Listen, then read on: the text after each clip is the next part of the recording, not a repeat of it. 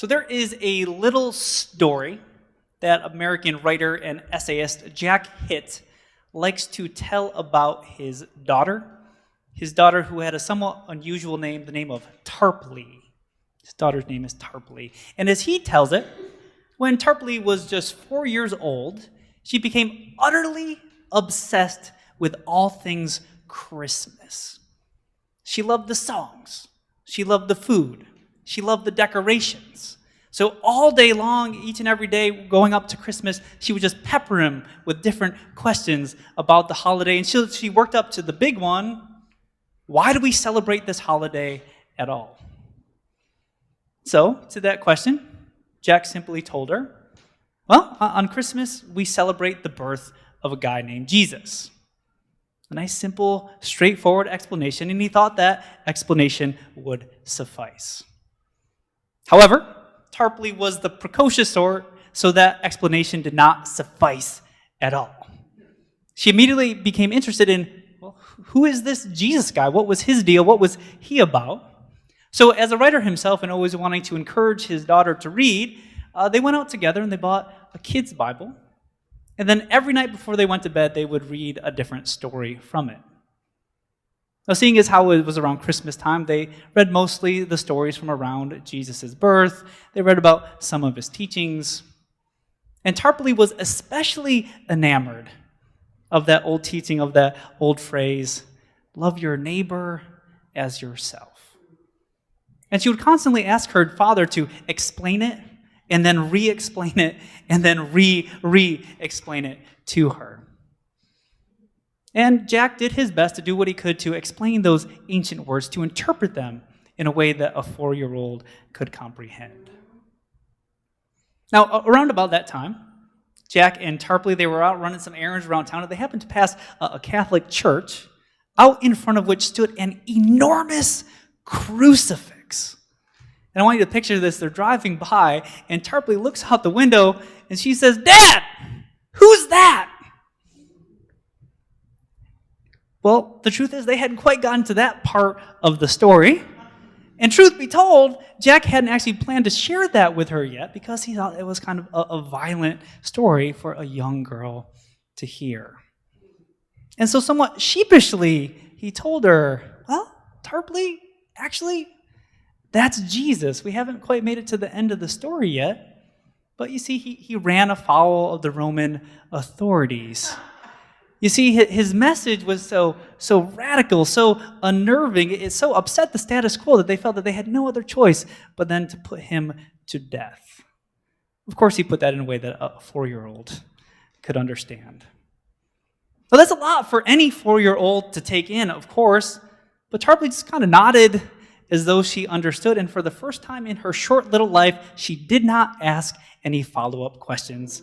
And quite frankly, her father was glad of it. But then about a month later, it was Martin Luther King Day, and so Tarpley's preschool had the day off. And so Jack decided that he too would take the day off so that they could spend the day together hanging out, and maybe they would go eat lunch.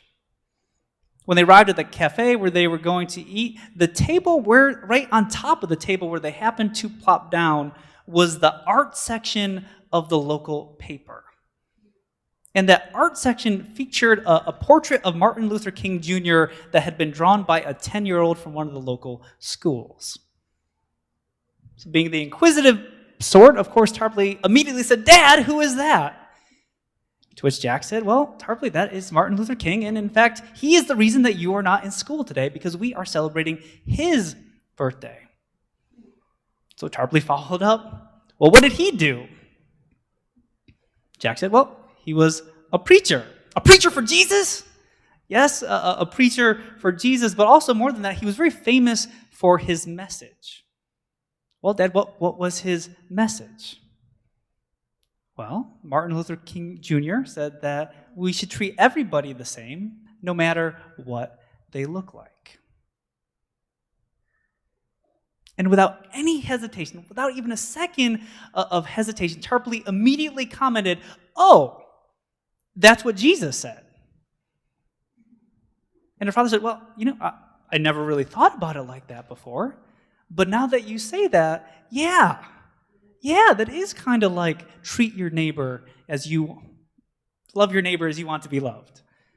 It's the same thing. I never thought about it like that before. But then Tarpley sat there lost in thought for just a minute. And she looked up at her father and said, "Dad?" "Yeah, honey." "Did they kill him too?" And for the sake of dramatic effect, that is where Jack Hitt ends the telling of his story.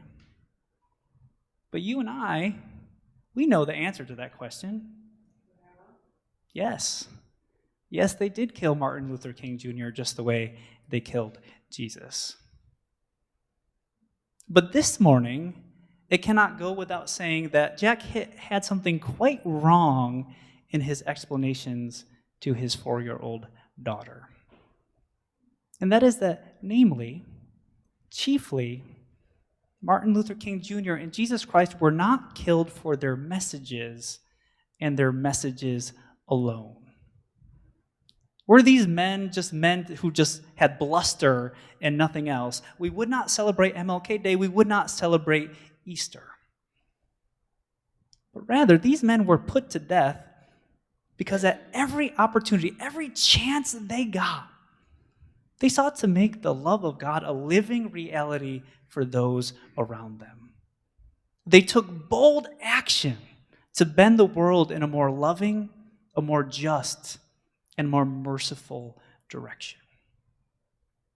It wasn't that long ago that MLK, through a calculated campaign of nonviolent protest, he sought to dramatize the grotesqueness of racial hatred in America. And through his bold action, Americans and people the world over, for the very first time, bore witness on their television sets to scenes of the Birmingham police turning their clubs, turning their fire hoses, and turning their snarling German shepherds onto completely peaceful protesters that included little black children. And it was because of MLK's bold action that helped usher in the passage of the Civil Rights Act of 1964, followed thereafter by the Voting Rights Act of 1965. No, Martin Luther King was not killed for his message. Martin Luther King was killed because he boldly lived out that message in his life. This idea that, as Jack Hitt explained to Tarpley, that you should treat everybody the same, no matter what they look like. And likewise, it was not that long ago that Jesus Christ, through a humble ministry to the poor in what were the boondocks of Israel, he started to build a new kind of kingdom. A kingdom where folks from all different walks of life could be welcomed in and find themselves blessed. And it was through bold acts of civil disobedience where he challenged laws and regulations and customs that stemmed and stifled and stymied the flow of God's love through Roman-occupied Israel. He did things, remember, like he chased those money changers out of the temple with a makeshift whip. And he restored sight to a man born blind, and he did that on the Sabbath, which at that time was a capital offense. Friends, make no mistake about it, Jesus Christ was not killed for his message, but rather he was killed for boldly living out that message. That idea that before all else, you should love the Lord your God with all your heart and soul and mind, and you should love your neighbor as you love yourself. And so, the problem with Easter, as I see it, with all its talk of empty tombs and angel appearances and the freshly resurrected Jesus being mistaken as the hired help, I don't know if you picked up on that detail. Mary thought he was a gardener. But the problem with Easter is that when we hear about all these miraculous happenings, they cause us to say to ourselves, wow, Jesus really was God incarnate, the Word made flesh, the Messiah, the Anointed One. Jesus really was a super special, one-of-a-kind kind of guys. Ergo, we logic, we could never do what he did.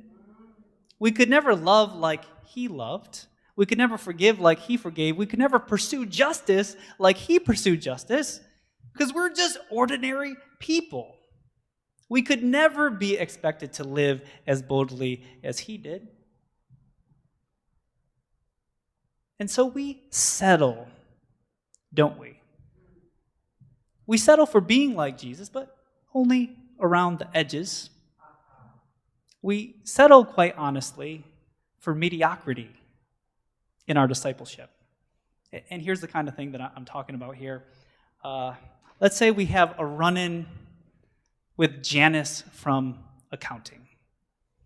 Now, you might not know Janice from accounting, but I know that in your life you know a Janice from accounting. If you don't want to have that at the work, you don't have one of those at your workplace, maybe they're in your own family.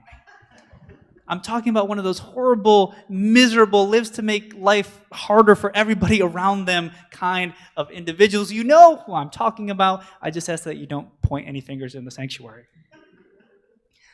But we have a run-in with Janice from accounting, and in the moment, in the heat of that exchange, we managed to hold our tempers back. We control our tempers. We do not tell Janice what she can do with that requisition form of hers. We have some creative ideas. Yes, we do. But we don't say them aloud.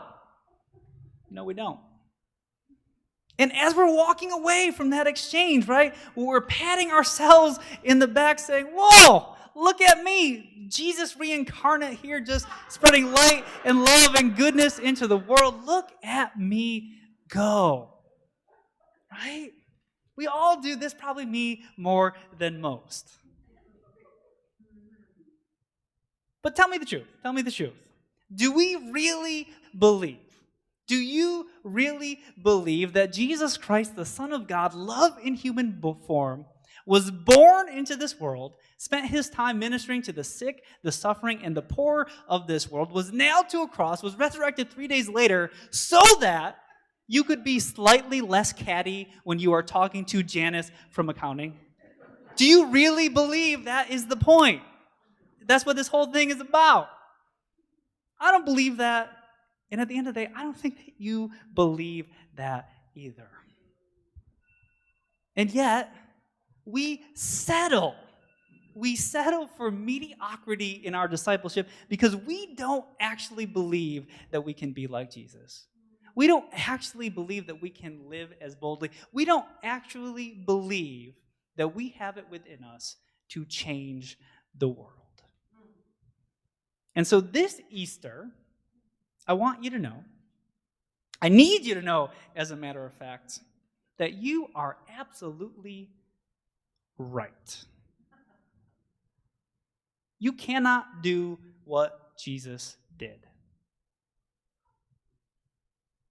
Rather, you can do what Jesus did and more.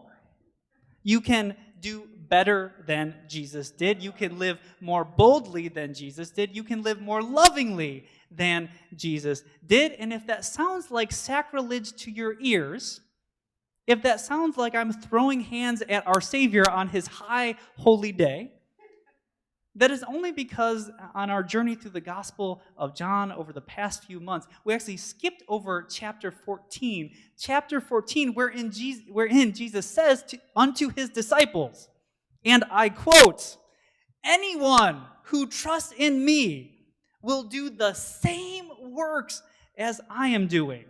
In fact," he continues, "they will do even greater works than these." End quote.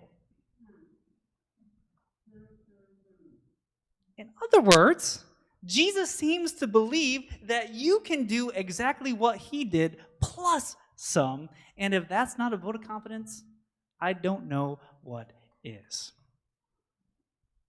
And what's more, friends, now more than ever, our world needs you to believe that you can be like Jesus, that you can live boldly and lovingly.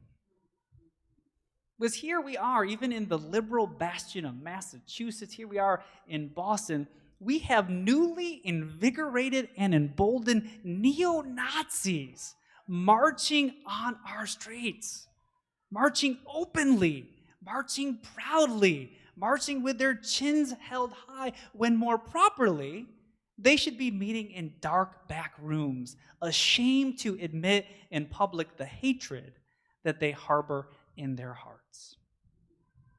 Friends, I'm telling you that right now, more than ever, the world needs you to believe that you can be like Jesus. For years now, this drug crisis has been coursing through our towns and our cities, destroying individual lives, tearing apart families, weighing waste to entire communities. And there's probably not a person in this room who has not been touched by this crisis, and it's only getting worse day by day, week by week, year by year. Friends, the world needs you to believe that you can be like Jesus. And once again, just like last year, and just like the year before that, already in 2023, we have had more mass shootings in this country than we have had days in this year. Ordinary people like you and me and our kids are getting shot dead just for having the audacity to go out in public, having the audacity to go to school. And while we are being shot dead, our elected officials and corporations are lining their pockets with millions and billions of dollars from the sale of firearms and ammunition. Friends, the world needs you to stop settling for mediocrity, and they need you to believe that you can be like Jesus. And as I stand up here, I fully recognize that these are big problems, these are complex problems, and I'm not going to pretend like I have the answer to them all. But what I do know is that when Jesus said to his disciples, "Come and follow me," he didn't mean just come and follow me to the desk of Janice. What he meant was come and follow me to the darkest places in our nation and our world. Follow me to those places in our world where the love of God most needs to shine. Follow me there. Come and follow me there, says Jesus. So this Easter, when you walk out those doors, I want you to know that Jesus believes in you and you and you. Jesus believes that you, like him, like MLK, like the original disciples, Jesus believes that you have what it takes to live boldly and change our world for the better. Friends, may we be at least bold enough to believe that's true. In the name of the risen Christ, amen.